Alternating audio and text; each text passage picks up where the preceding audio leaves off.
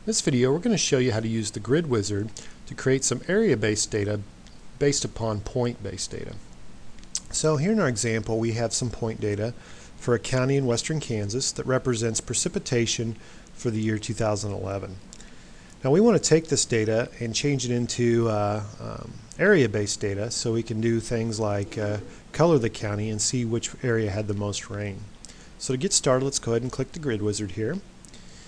First thing we do is choose our source layer, which is going to be our 2011 precipitation data, which is point data.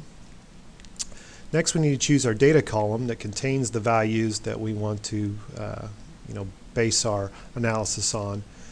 In this case, it's going to be the globe value, which represents the inches of precipitation for the year. Next, we need to configure the grid options. And the first option we have is our algorithm. And right now we only support the inverse distance weighted algorithm for interpolation, but soon you'll see other ones in here like Kriging and such. On this algorithm, there's a couple different settings we need to set. First is the power. Since this is precipitation data, I'm going to give a higher ranking to actual readings.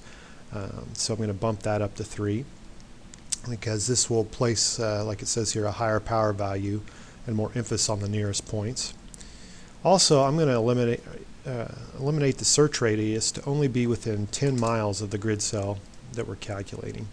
So that way it's only going to take into account any points within 10 miles of that grid cell. Next, we need to choose our resolution or the size of our grid. I think for our purposes we want it to be pretty high definition, so we're going to do a 1/4 mile resolution. Next, we're going to go ahead and choose our output folder, and I'm going to choose 2011 here for our grid file, and then I'll hit finish. Once the GIS editor is done processing, it'll go ahead and ask if you want to add it to the map, which we will here. You can see now we've got an area-based layer or grid file that has a bunch of different grid cells in it for each 1/4 mile.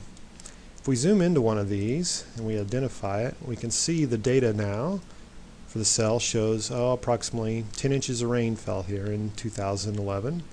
And we can go up to another one and see a little more than 10 inches there. So now we've got our area-based data. Well, the gray boxes aren't doing it justice, so the next thing we want to do is color this area so it gives us some meaningful patterns we can do our analysis on.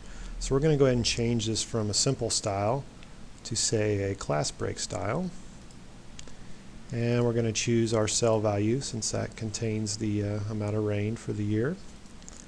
Auto-generate that.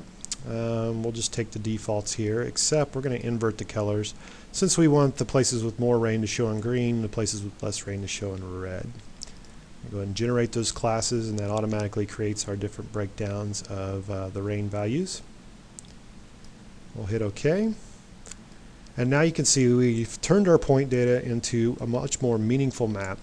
And so we could easily see that, hey, this central part of the eastern part of the county got a lot more precipitation than, say, the southwestern portion, and this northern central part didn't get very much rain either. So you can see patterns of where the rainfall fell over the year just by taking that point data and doing a grid analysis. So keep the Grid Wizard in mind if you have point data and you want to explore it further and do different visualization techniques like this. Thank you.